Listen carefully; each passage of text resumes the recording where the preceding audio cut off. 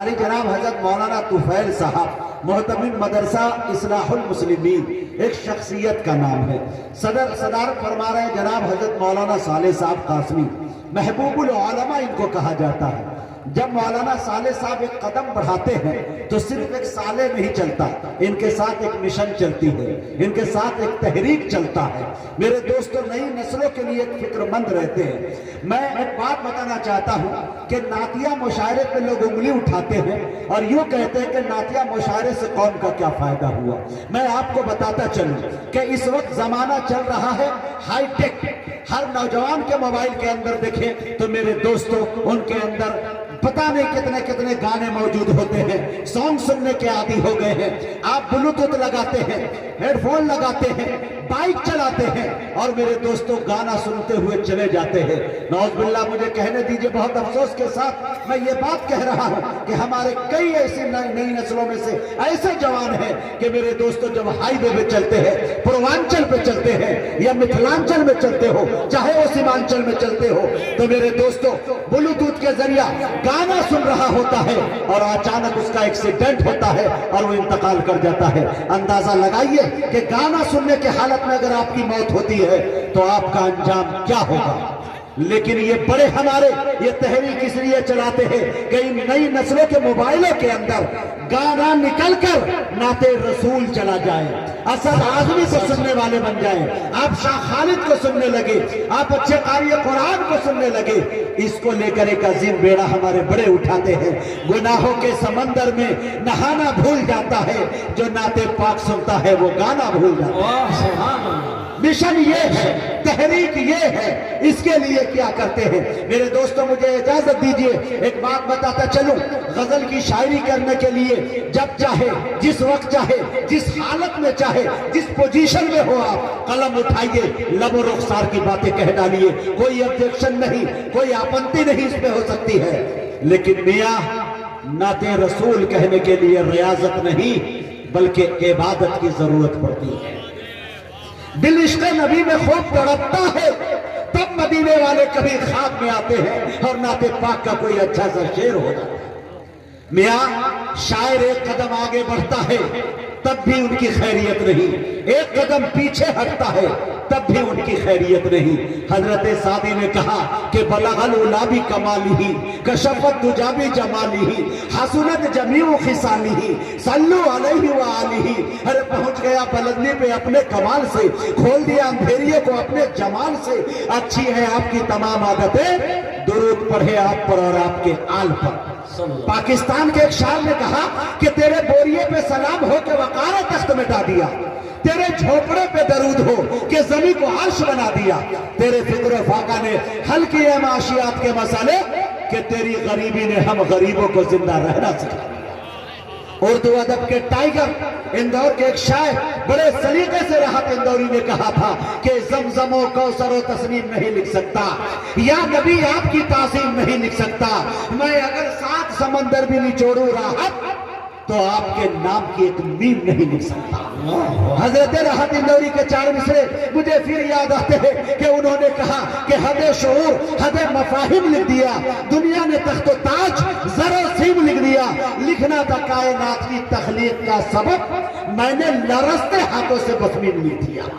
मेरे दोस्तों, ये बात जब पहुंचती है मुनव्वर राना तक तो मुझे याद आता है कि उन्होंने कहा कि मेरी मुट्ठी में है कुछ खाक उनके आस्ताने की, जमाना आप करे हिम्मत मेरी कीमत लगाने की, मैं मर जाऊं तो बस खाके मदीना मुंह पे मल देना, यही बस एक सूरत है खुदा को मुंह दिखाने। मेरे दोस्तों, जब ये बात बनारस के एक शायर नसीर बनारसी तक पहुंचती है, उनके डायरी से मुजाहिद हबीबी इंतखाब करता है कि उन्होंने ये कहा कि नबी के पांव के तलवों से जब लगा पानी, नबी के पांव के तलवों से जब लगा पानी, लगा के कौसर व तस्नीम बन गया पानी।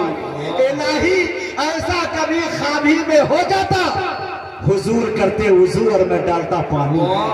आमीन। इलाही ऐसा कभी ख्वाबी में हो जाता, हुजूर करते वुजू और मैं डालता पानी। वुजू के बाद ये फरमाते मुस्तफा इरशाद, नसीर पी जा ये मेरा बचा हुआ पानी। یہ تسلسل قسم خدا کی مجاہد حسنین حبیبی صبح تک گنا سکتا ہے. اللہ کا بڑا احسان ہے کہ آج تک میں نے پرچہ دیکھ کے شاعری نہیں کی ہے. یہ مالک کا احسان ہے. اسی لیے مولانا اسرار الحق قاسمی ممبر آف پارلیمنٹ نور اللہ مرقدہ جب حیات سے ہوا کرتے تھے، آج ان کی یاد مجھے آ گئی. جناب جانشین فدائے ملت مولانا محمود اسد مدنی موجود ہے، جانشین شیخ الاسلام جناب حضرت مولانا سید ارشد مدنی موجود ہے. اور ان کی موجودگی میں کہا مولانا اسرار الحق قاسمی نے کہ حضرت دنیا میں آپ نے حافظ قرآن دیکھا ہے، حافظ قرآن کے ساتھ حافظ اشعار دیکھنا ہو تو میرا بیٹا مجاہد حسنین حبیبی ہے. آج اس کو ایوارڈ میں حافظ اشعار کا دینا چاہتا. یہ اساتذہ کی خدمت کی برکت ہے. بات یہاں میں روک دیتا ہوں، بات یہی ختم نہیں ہوتی. یہ بات جب برادران وطن تک پہنچتی ہے، ہندو بھائی تک پہنچتی ہے، تو میرے دوستوں مجھے یاد آتا ہے کہ کنور مہندر سنگھ سہر بیدی نے کہا کہ عشق ہو جائے کسی سے کوئی چارہ تو نہیں، صرف مسلم کا محمد پہ اجارت ہے. رویندر جین نے کہا کہ تم اپنے دل میں مدینے کی آرزو رکھنا، پھر ان کا کام ہے جذبے کی آبرو رکھنا.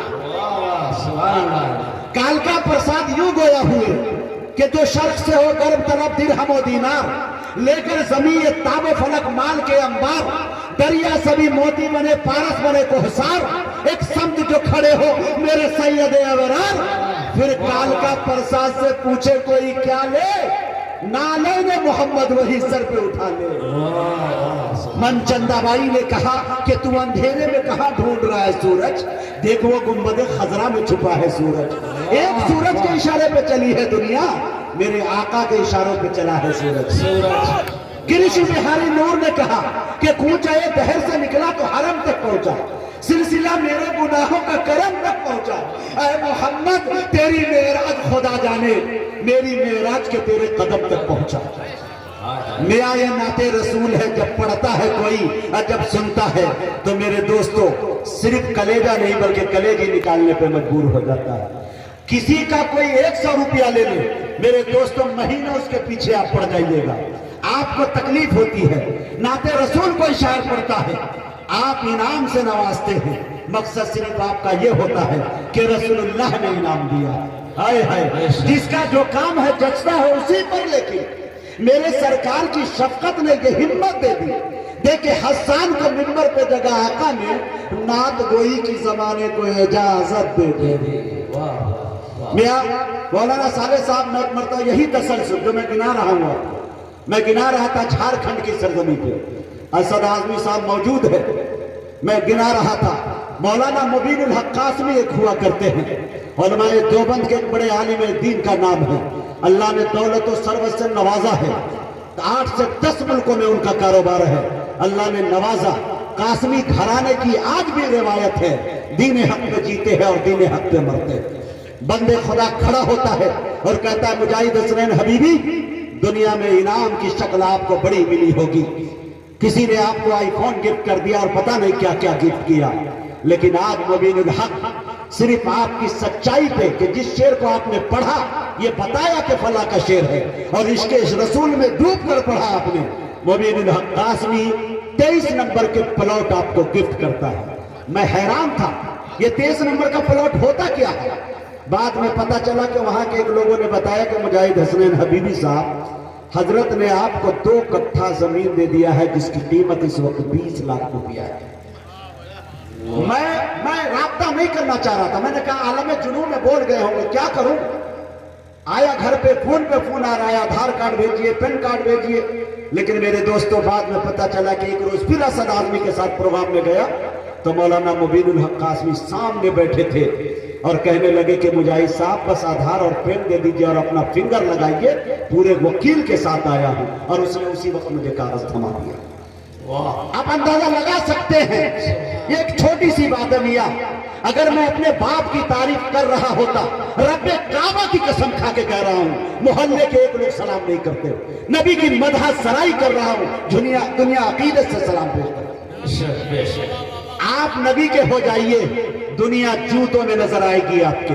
آپ کو معلوم ہوگا حجت الاسلام جناب حضرت مولانا قاسم نانوتوی کو ایک انگریز آتا ہے پیسہ دینے کے لیے، حضرت انکار کر جاتے ہیں، حضرت کی جوتیاں مسجد سے باہر ہوتی ہیں، وہ انگریز پیسے کی گڈیاں دونوں جوتوں میں رکھ دیتے ہیں۔ حضرت جب آتے ہیں جوتے پہننے کی کوشش کرتے ہیں تو میرے دوستوں پیر اندر نہیں جا رہا ہے۔ حضرت مسکراتے ہیں اور فرماتے ہیں کہ جب بندہ خدا کا ہو جاتا ہے تو دنیا جوتوں میں آ جاتی ہے۔ میاں اسی لیے کہا کرتا ہوں اکابرین کی عزت کیجئے، علماء کی عزت کیجئے، ان کے پیچھے رہیے، اس میں بھلائی ہے، ان کے پیچھے پڑیے گا تو عاقبت بھی خراب ہو جائے گی اور زندگی بھی خراب ہو جائے گی۔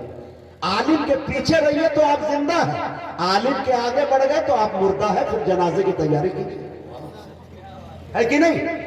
میرے دوستو ہم کوشش کریں اپنے حفاظ کی، علماء کی۔ لاک ڈاؤن کا ٹائم آیا، یہ میرا درد بول رہا ہے قسم خدا کی، ہزاروں کی تعداد میں علماء کرام تجارت میں چلے گئے۔ ایک معمولی انسان جو کھیت کھلیان میں رہتا ہے، بھینس چلاتا ہے، ممبئی اور دلی چلے جائے، شارجہ اور دبئی چلے جائے تو اچھا سیٹ کہلاتا ہے۔ ایک مولوی اگر تجارت میں اتر جائے کیا اسے سلیقہ نہیں آتا؟ یہ سیٹ نہیں بلکہ مہا سیٹ بن سکتا ہے میرے دوست۔ لیکن دین کی ایک ذمہ داری ہے، آپ اسے نہیں سنبھال کو رکھو گے تو میرے دوستو آنے والی نسلیں ہماری یہود و نصارہ کی طرح مر جائے گی۔ آپ اپنے مدارس کو، آپ اپنے مساجد کو، آپ اپنے مکاتب کو مضبوط کیجئے، یہ دین کے قلعے ہیں میرے دوستو۔ اگر یہ نہ ہوں گے تو حرام و حلال کی تمیز ہمارے پاس نہیں ہوگی۔ ہزاروں لڑکیاں ہماری مرتد ہو گئی، آپ نے دیکھا ہوگا، ابھی سنبل کے طرف کا واقعہ سنا ہوگا کہ اویو ہوٹل کے اندر مسلمان کی 5 سے 6 لڑکیاں پکڑی جاتی ہیں، اور میرے دوستو آپ مضبوط ذرائع سے ایک بات موصول ہوئی کہ اس میں 1-2 عالم کی بیٹی تھی۔ کہاں گھوم رہے ہیں میرے دوستو؟ آپ اپنے گھر میں جھانکیں، اینڈرائیڈ موبائل کے ساتھ وائی فائی کا انتظام کرتے ہیں، بچوں کی چیکنگ کیا کریے کہ میرے بچے کہاں جا رہے ہیں۔ مسئلہ کون سا تھا، کون سی مجبوری تھی؟ مسئلہ کون سا تھا، کون سی مجبوری تھی؟ بھائی بیٹھے تھے، بہن گھر سے اکیلی نکلی۔ یہ درد ہے میاں، یہ ہمارے بڑے جو کر رہے ہیں وہ بہت بڑا ہے۔ ایک دیوانے کا نام بتاتا ہوں، احمد آباد فیضان القرآن ایک ادارہ ہے، مولانا حبیب صاحب، حبیب احمد صاحب، قسم خدا کی مجھے کہنے دیجئے، ایک جرات کے ساتھ کر رہا ہوں، یہ ذمہ داری تو مسلم پرسنل لا بورڈ کی تھی، یہ ذمہ داری تو میرے دوستو جمعیت علماء نے کیا ہے اور کر رہے ہیں۔ بہت ساری تنظیمیں 100-150 ہمارے ملکوں میں ہیں، لیکن مولانا حبیب نے ابھی ایک کام کی ذمہ داری اٹھائی کہ مجاہد حسنین حبیبی صاحب، میں نے دیکھا وہاں اعلان کیا، اعلان ہے تو جس مدرسے کا رجسٹریشن نہیں ہوا ہے سارے مدارس والے اپنے کاغذات جمع کرے، اخراجات مولانا حبیب اٹھائے گا۔ اللہ کام لینے پہ آتا ہے تو میاں وہ محتاج نہیں ہے، وہ کافر کو کلمہ پڑھا کے کام لے لیتا ہے، ہم اترائے نہیں۔ اللہ تعالیٰ سے دعا کیجئے میرے دوستوں کہ اللہ تعالیٰ ہم سب کے بیٹھنے کو قبول فرمائے۔ اللہ سے دعا کرے کہ یہ دین کا یہ دینی ادارہ اسی طرح لہلہاتا رہے، شرشبد و شاداب رہے، تو انشاءاللہ یہ دین کی محفلیں اسی طرح سے وجود میں آتی رہے گی، بڑے بڑے شعراء آتے رہیں گے، علماء آتے رہیں گے۔ اب آئیے میرے دوستو اپنی باتوں کو میں مختصر کرتا ہوں، چونکہ میں تھوڑا سا جذبات میں بہہ گیا، میرے سینے کے اندر جو درد تھا میں آپ کے سامنے رکھ دیا ہوں۔ ابھی میں ایک بات اور کر کے اسد اعظمی کو آپ کے حوالے کرنا چاہ رہا ہوں۔ مولانا صالح صاحب، میں انکلیشور میں تھا گجرات میں، آپ جانتے ہوں گے وہاں ایک نام مفتی انس کا، ثنا خان سے ان کی شادی ہوگی۔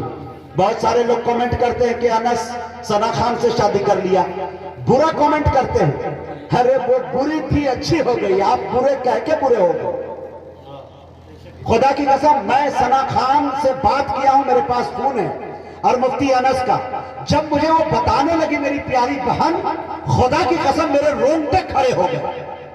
کہ مجاہد حسنین حبیبی صاحب 3 دن مہینے کے جاتی ہوں اور کلب میں جاتی ہوں، جہاں بیئر بار نوجوان نئی نسلیں ٹھمکے لگاتی ہے، اور میرے دوستو ہمارے مسلمان بچے وہاں جا کر بہکتے ہیں۔ 3 دن تبلیغ کا کام کرنے کے لیے وہ جاتی ہے، اور مفتی انس وہاں پہنچتا ہے، اللہ کام لینے پہ آتا ہے۔ عدنان نام کا آدمی آپ نے دیکھا ہوگا، 16 ملین شاید میرے خیال سے ان کے ٹک ٹاک پہ اس کے فالوورز ہیں، ان کو راہ راست پہ لانے والے کا نام مفتی انس ہے میاں۔ آپ بھوجپوری ایکٹر کو دیکھے ہیں، اس کو راہ راست پہ لانے والی کا نام ہے مفتی ثنا خان۔